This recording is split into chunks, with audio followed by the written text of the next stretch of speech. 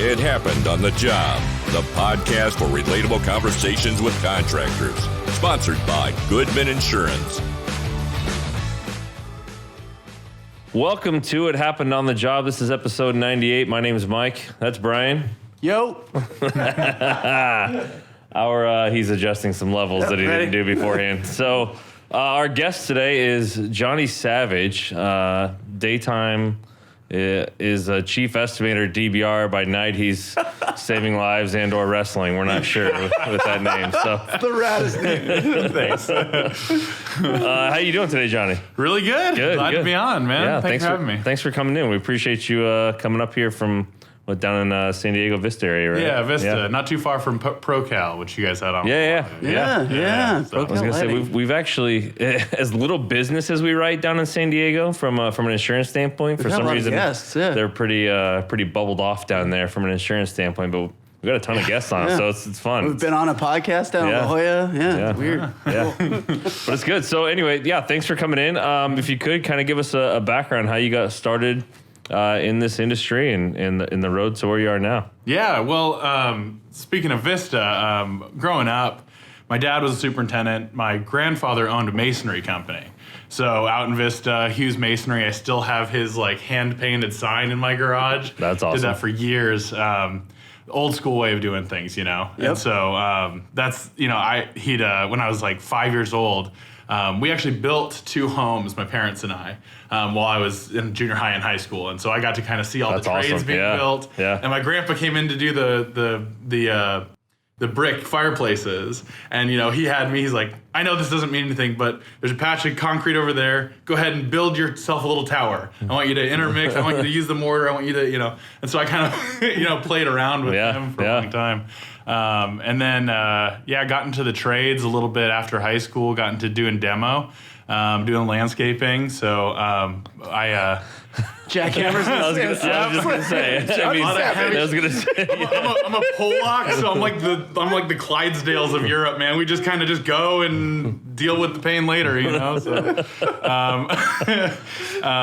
so I went over to the UK to be a missionary. That's actually where I met my wife, and they were like, "Oh, you know how to break stuff up? You know how to plant plants? Well, this missionary base is really run down." So I did that for 6 months, just being basically being the contractor. Yeah. I mean, very unofficial.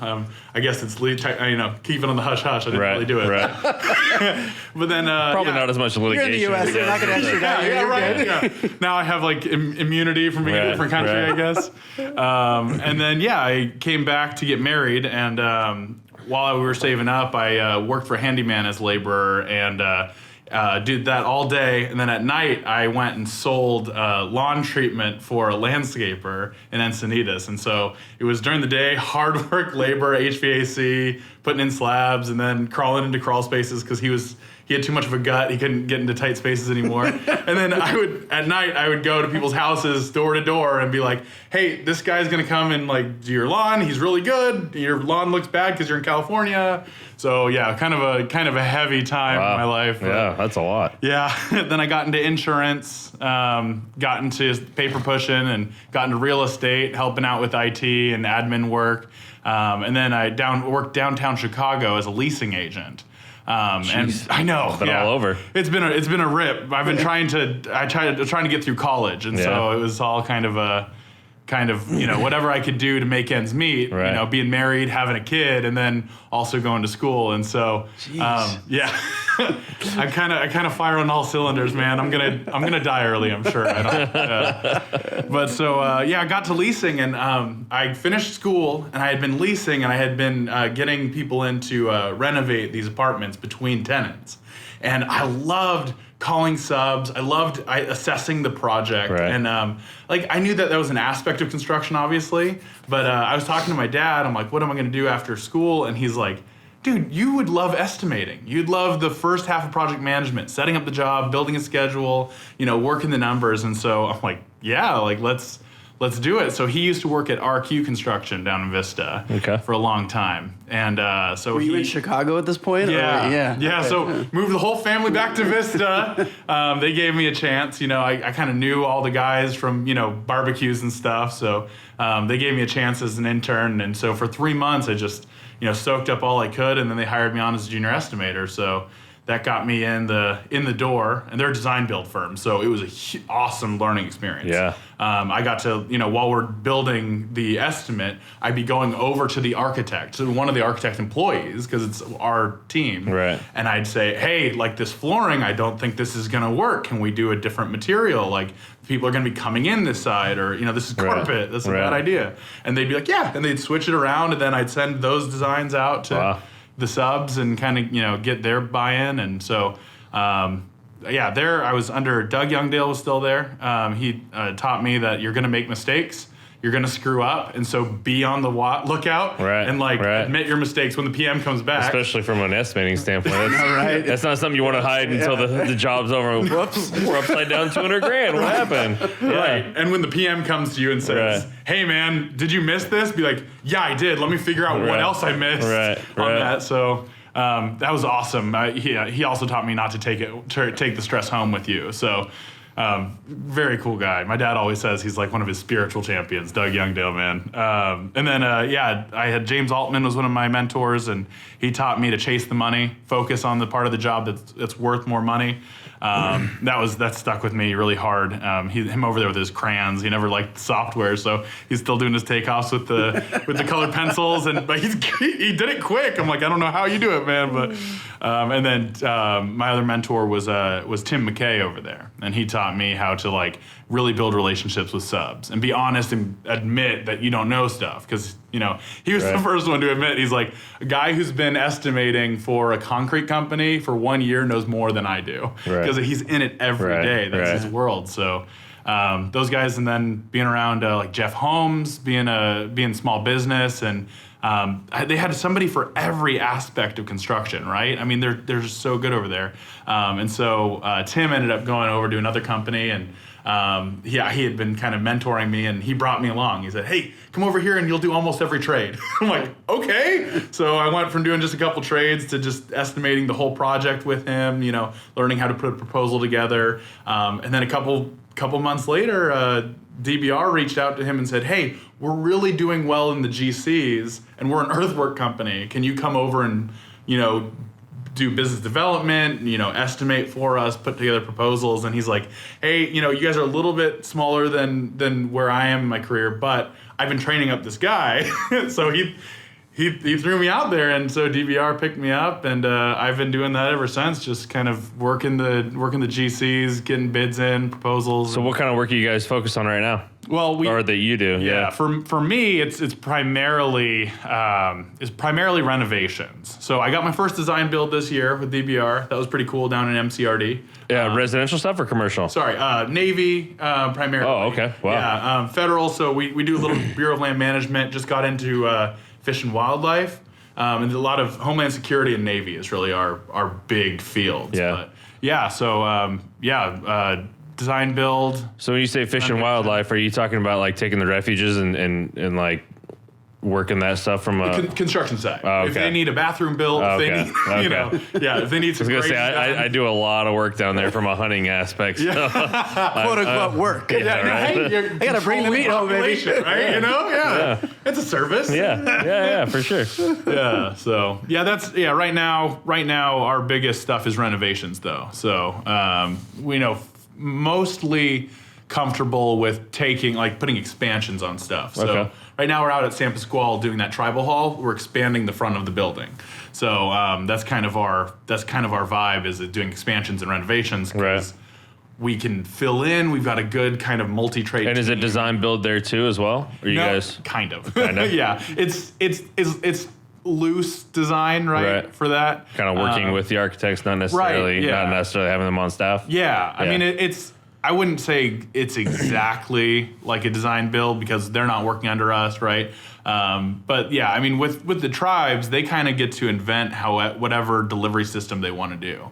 And so they're comfortable with like, here's most of the design, we'll get the contractor on, you guys talk as you go. So it's a little less formal than most of the Navy. It's very clear cut lines, you know, so it's a little different. But so how much work do you guys self-perform versus like subs that you're looking for?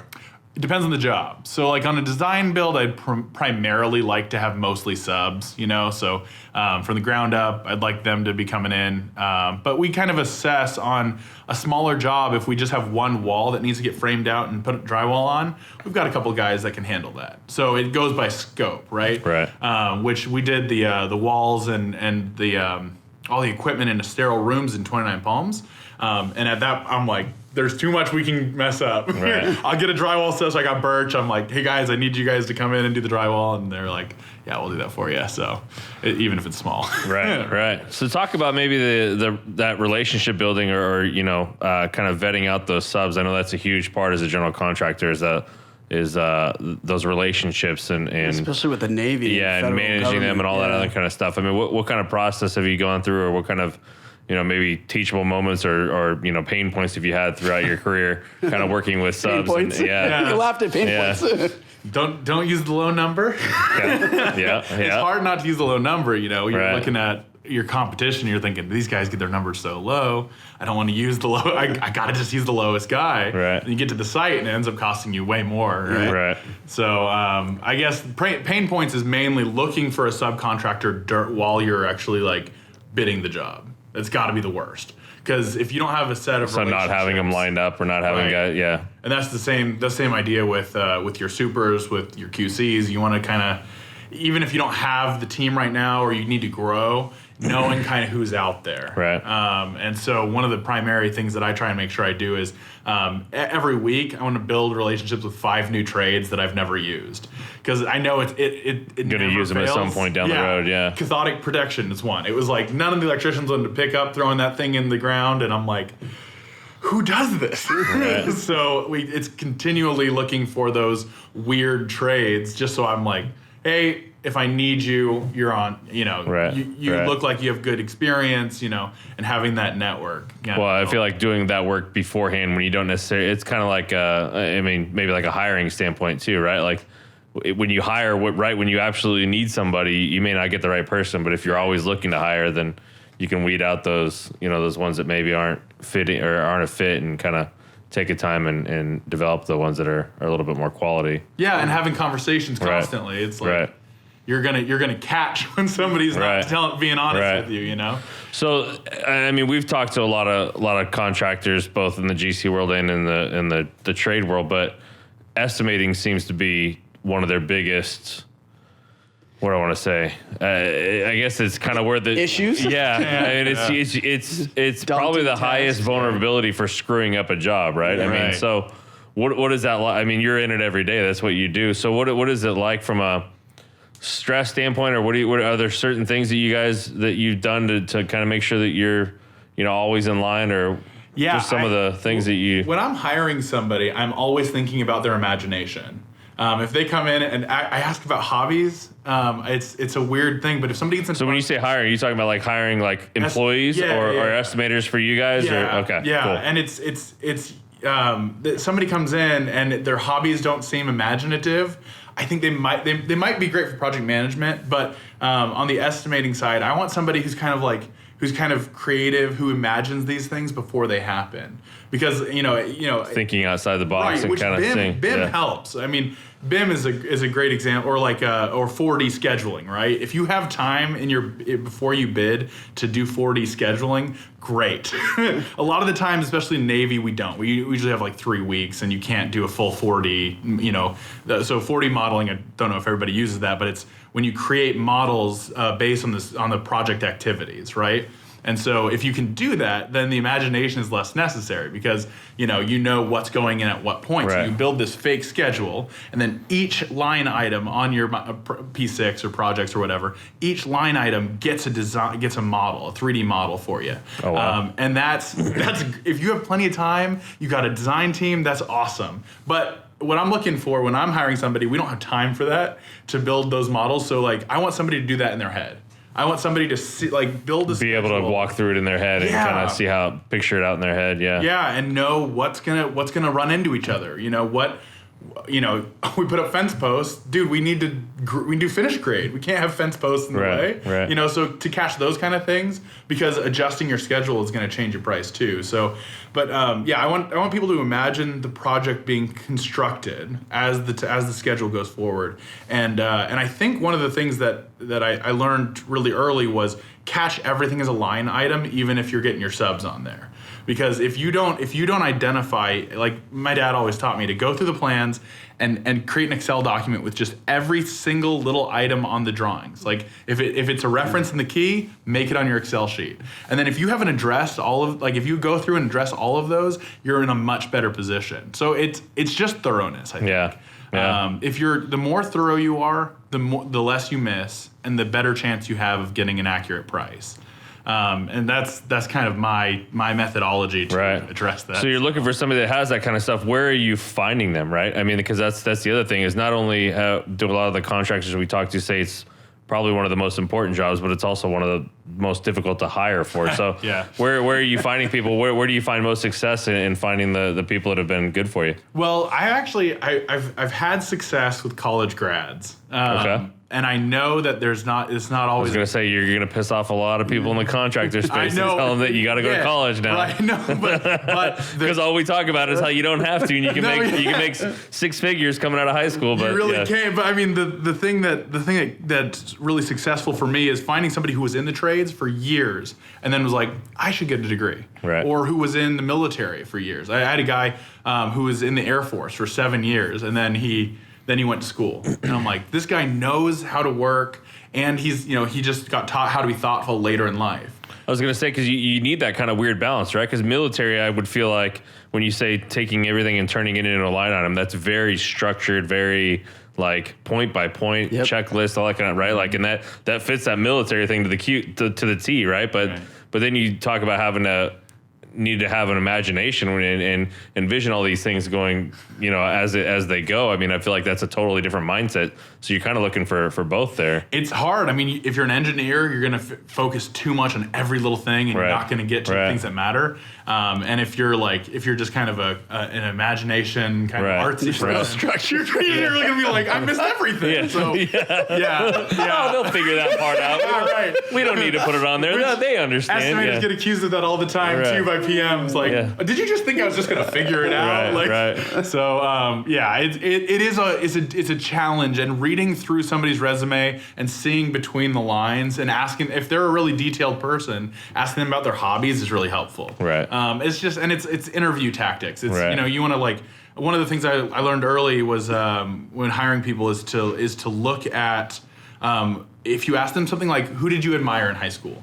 Those weird questions that you wouldn't think to ask because it's not business related, but it gets you into their head, you know? And that's how I do it, is I get a gauge of somebody. And maybe that's just because I'm a people person. Right. It's at the interview. The resume, I'm like, great, cool, come in, let's talk. Right. And then you just gotta kind of look for all those so skills. College graduates, you said you've kind of had success with. Is there a specific discipline inside school that has business? It's business management degrees, that kind of stuff tends to produce a lot of people that are good at the estimating side of things. So, yeah, I guess there's something about when you're getting a business degree, you're looking at the accounting, you're looking at how to run the business, and really at the estimating, you're looking forward. How you kind of have an understanding of the entire process, right? Like you're not just focused on your one piece. You kind of have to understand the process from beginning to end. Yeah, and price it out accordingly. So how many times have you been wrong?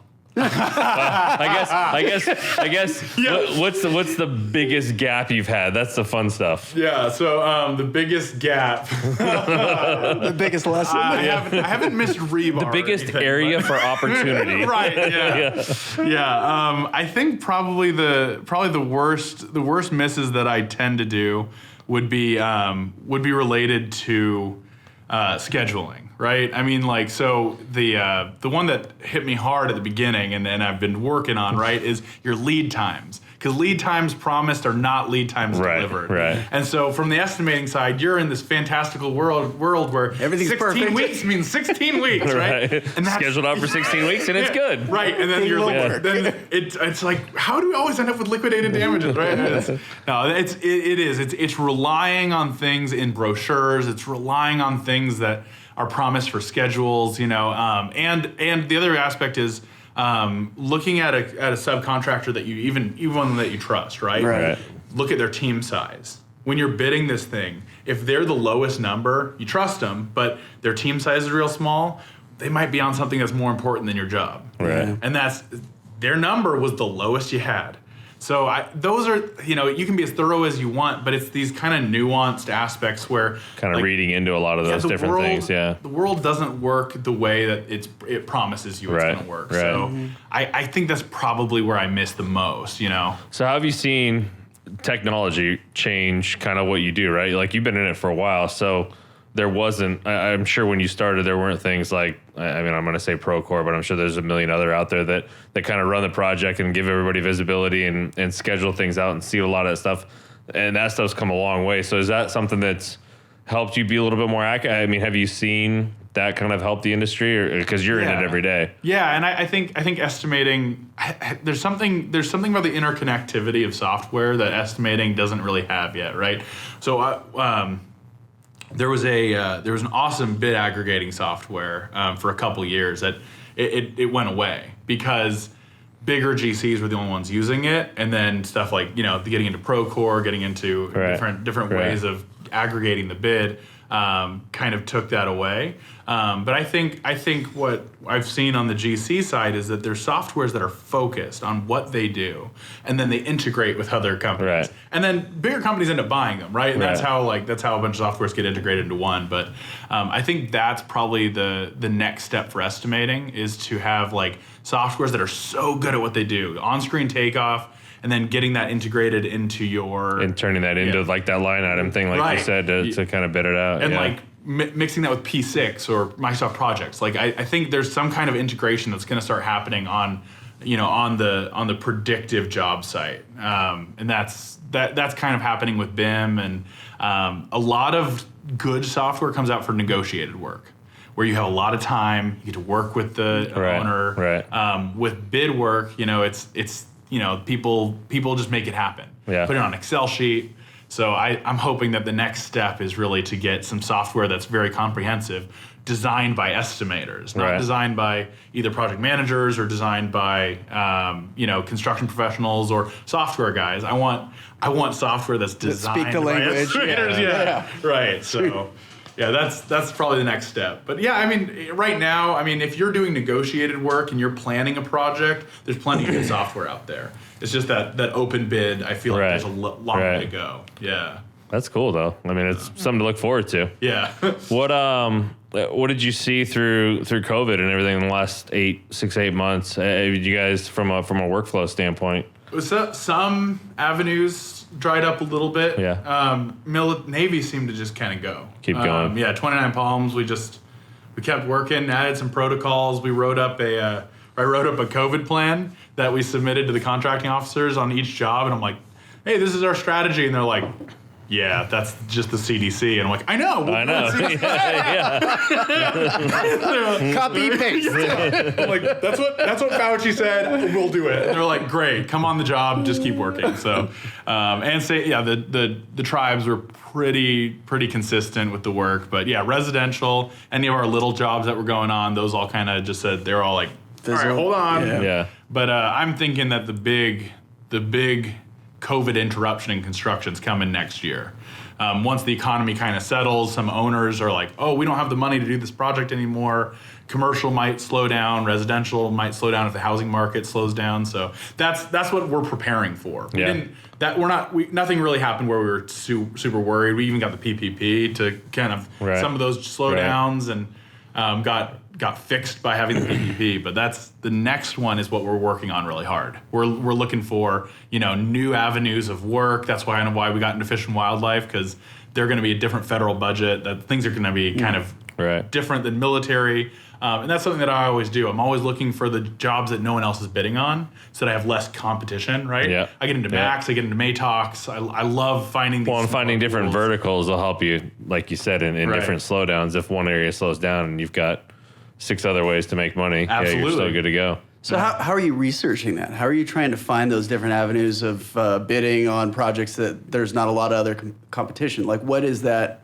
Are you just like everything? Like, like just surfing online, or what would you do? AGC in smaller areas is really interesting. So if you go to like smaller towns, you go to like bigger cities, but like ones that are kind of out of the way. Right. Look at their AGCs and see what opportunities they're posting, because they're looking for opportunities, right? And they're all the GCs. They're all like, "Hey, AGC, what can I be working on?" And so AGC has gotten clever and said, "Well, this area doesn't have a lot of work in the traditional forms.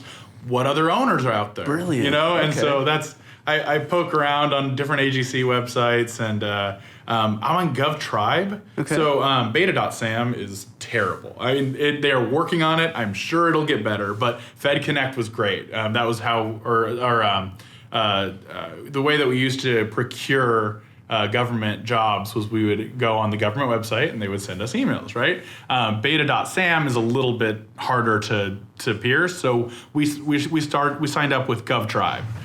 It's a pretty cheap aggregating website for all federal work. It's searchable. It's really searchable. And they still send you emails of things that you are interested in. And so, if I'm like, hey, Yuma Navy, I don't know. You actually type that in and those opportunities will come up. And that's kind of half the battle right now.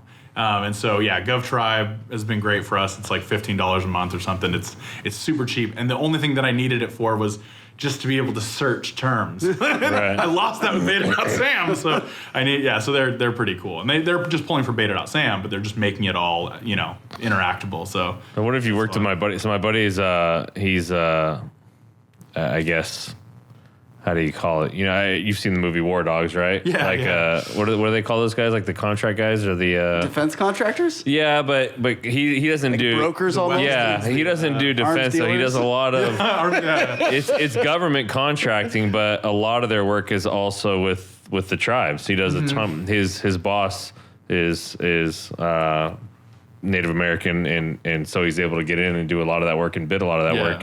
So I wonder if I actually just text him. Oh, here he is. See who he works for. AMG. AMG, yeah, I've seen them around. Yeah. We're part of the Chamber of Commerce for Native-owned businesses. Yeah. Brian's Native as well. He's from the San Isabel tribe up there. I was gonna say because you can't get in unless somebody's. Well, or can you? Okay. You just gotta make sure that the tribes trust you. Right. So we've done some work with Indian Health Services, and in there you get advantages, just like HubZone or just like being a service-able vet going after these set-asides.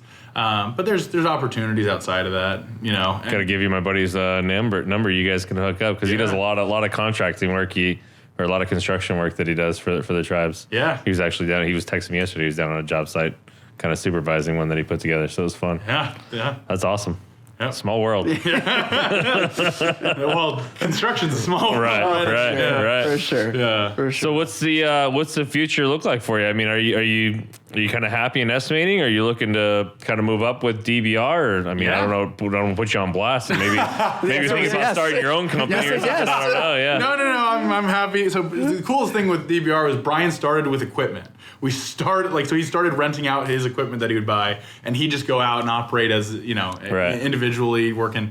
And then he brought in Tyke, and he knew earthwork, and he knew, he worked for a bunch of different companies that did federal work and stuff. And so they started with this awesome base. And so if I went and started my own GC, that'd be that's a lot of risk you got to take. So I'm happy that on the team that I'm on. But I want to be the chief marketing officer. I want to be the guy getting the work, leading the estimating department, leading the marketing department, getting our name out there, talking to contracting officers, building up DBR. Yeah. I want to be the guy who's responsible for making us a household name, Right. So what are the plans for that? I mean, we like to talk about marketing with a lot of contractors just because it's not something that was not front of mind. Yeah, it wasn't. It wasn't really needed or really thought about 5-6 years ago, right? So and now it's come as far as Instagram and Facebook and those kind of things. So is that something you're working with your team on, or do you guys have a department for that, or what does that look like for you guys? That's the estimators do that. You know, here we're kind of a little more old school with the phone calling and handshaking and actually through LinkedIn, Facebook. Okay. Yeah, so we have a presence on both of those just to kind of have our name out there, because there's some things that I think contractors that are doing smaller, podcasts maybe. You know what? Maybe doing a podcast or two. For about 6 months back in the day, I ran a social media marketing company and got traction, but it's a lot of work to be. Yeah, we know. Yeah, we were our own social media department for a while. Yeah. Have recently got somebody to take care of some of that, but it's still and it's got to be in house, right? Yeah. They know your values. Yeah.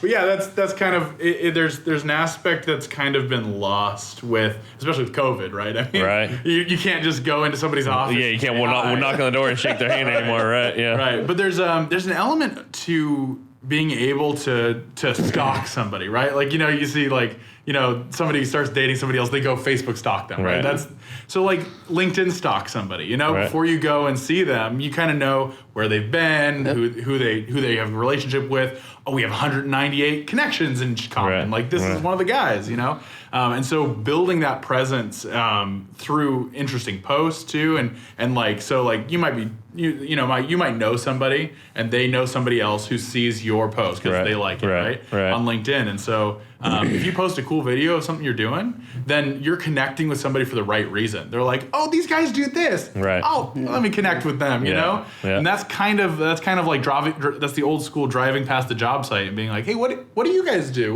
What's your trade? And so LinkedIn is an extension. Like it's a new software of the old school construction styles, right? I mean, it's building relationships, and so and that's something that we've been. Is that something that you specifically do, or I guess exclusively do, or is it something that you've taught all of your estimators to be a part of? I tell everybody at the company, build your LinkedIn profile, connect with people that you know. If you're signing a contract with somebody and you're not connected on LinkedIn, dude, what are you doing? Like that's a quick way to connect with them, and so the whole company, we're kind of building this relationship network. Being deliberate about it too. Right. I think that's the biggest part with obviously any marketing, but specifically digital and online marketing is being deliberate about everything that you do and doing it with a purpose and not just, I've got a LinkedIn and then doing nothing with it, right? Right.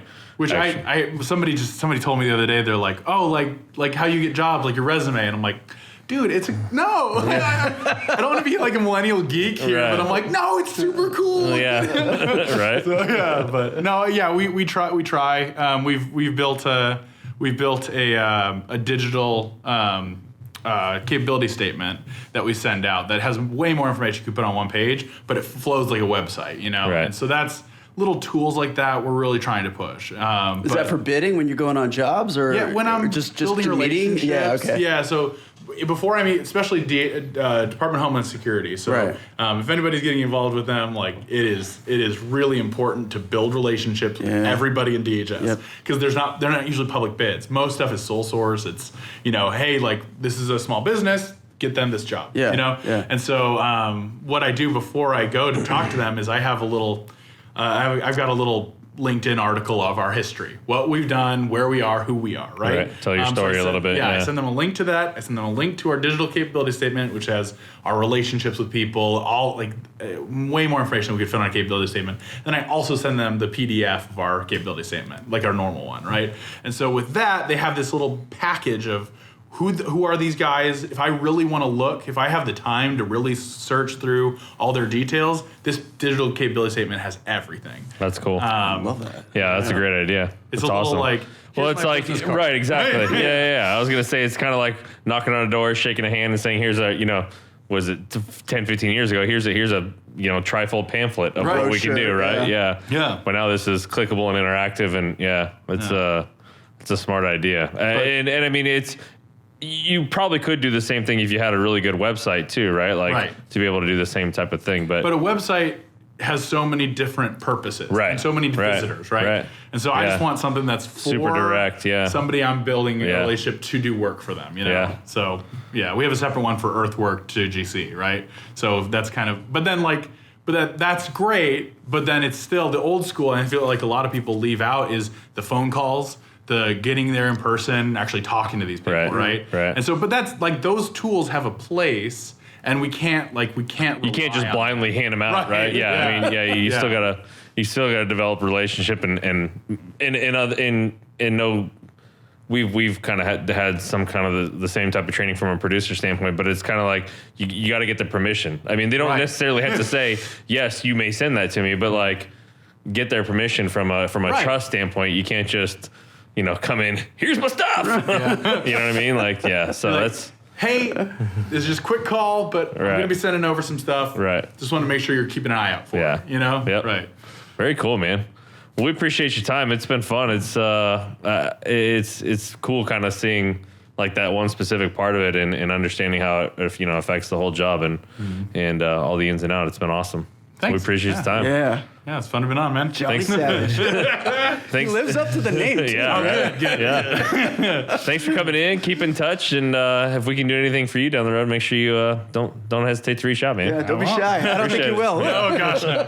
Thank you, sir. Yep, of course.